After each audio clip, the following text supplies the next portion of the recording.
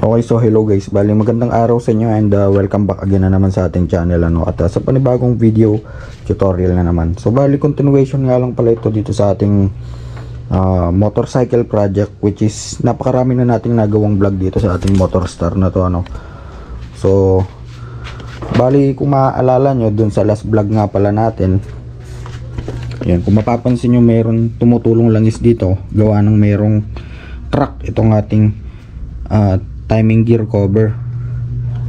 Okay, so dyan tumutulo yung langis. So ayan, may patak pa nga dito.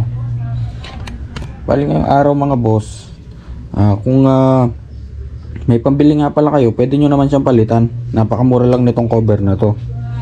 Yan, napakamura lang naman yan. Pero kung wala kayong pambili, meron nga pala tayong solusyon dyan. Pwede tayong gumamit nitong steel epoxy. Ayan. So pwede naman natin tapalan ng steel epoxy kung tayo ay nagtitipid. Pero sa panahon kasi ngayon, napakamura na lang nitong cover na to.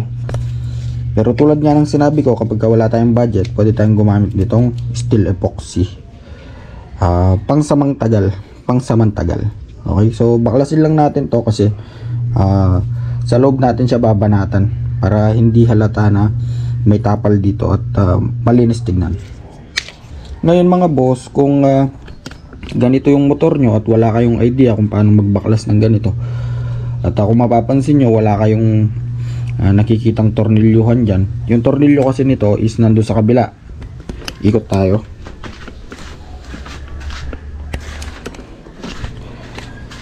Ayan. So ito kasi yung tornilyo nito. Ito. Itong 10mm na to, mahaba yan, tagos yan dun sa kabila. So yan lang yung luluwangan natin and mababaklas na natin yung cover sa kabila. So kuha lang ako ng tools. Ayan, paikot laging counterclockwise.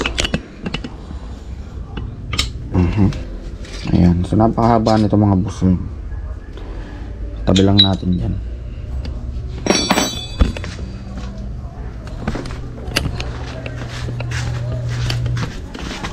Pwede na natin mahugot itong cover. So yun siya mga boss. Ito yung kanyang crack, nandito sa gilid hanggang dito pala. Tanggalin muna natin yung kanyang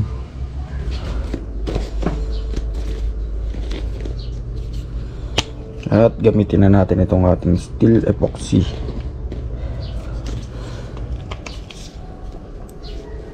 Paghahaluin lang natin yung mga boss, konti lang naman yung kailangan natin. Basta saktong matapalan lang. Siguro pwede na yan. Yan, pwede na siguro to. Kasi maliit na crack lang naman. Ayan, ilak na natin. Paghaluan lang natin to. Kuha lang tayo ng, or dito na lang din siguro kasi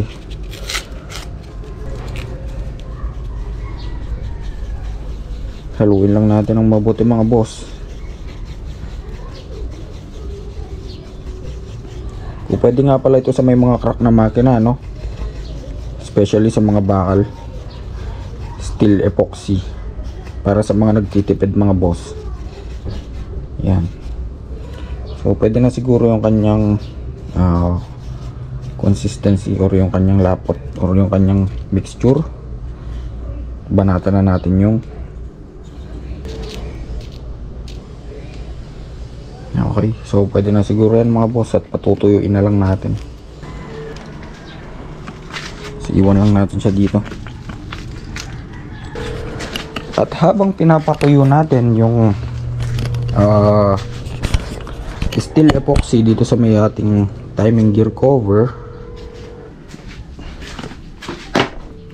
palitan na nga rin pala natin ng air filter or air cleaner itong ating Motorstar. So meron nga pala akong nabiling air filter dito which is mushroom type. Ayan siya, mushroom type.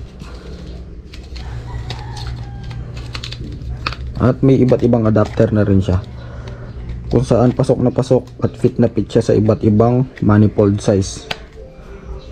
So yun, baklasin lang natin tong kanyang original na air cleaner.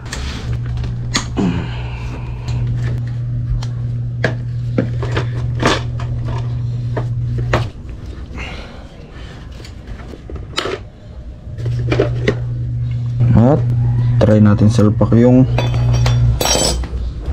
ating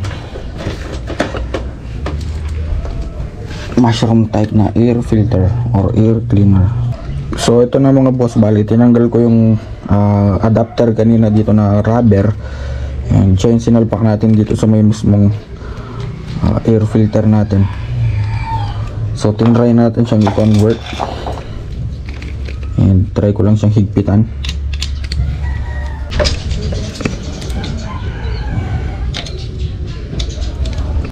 Yun, at hindi naman siya tumatama.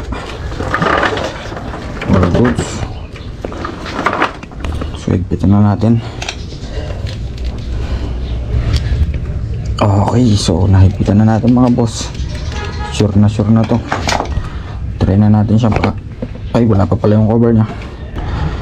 Yun, so hintay lang natin matuyo yung timing cover mga boss at para mapaandar na natin. Well, actually pwede naman siyang paandar yan, kaso magtatapon at magsasayang ng langis dito sa baba.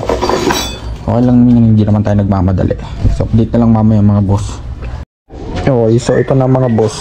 Kaya napakainit pa. Napakabilis lang matuyo nitong ating steel epoxy. At try na natin siyang ibalik. Medyo mainit-init pa nga.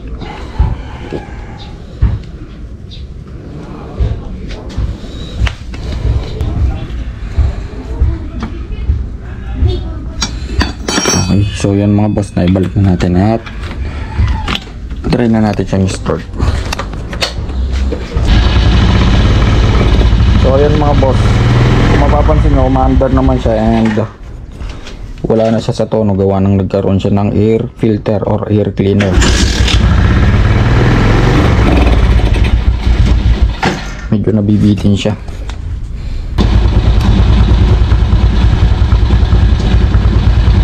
So ayan mga boss, okay na yung ating motor star, ano. Medyo adjust lang natin siya ng konti, hindi natin siya ma-adjust gawa ng wala tayong gasolina. Ayan. Pero still okay naman na siya. At obserbahan na lang natin yung kanyang gilid kung may tumutulo pa. Okay. So kailangan pa kasing patuyuin yan mga boss yung sa may gilid nya.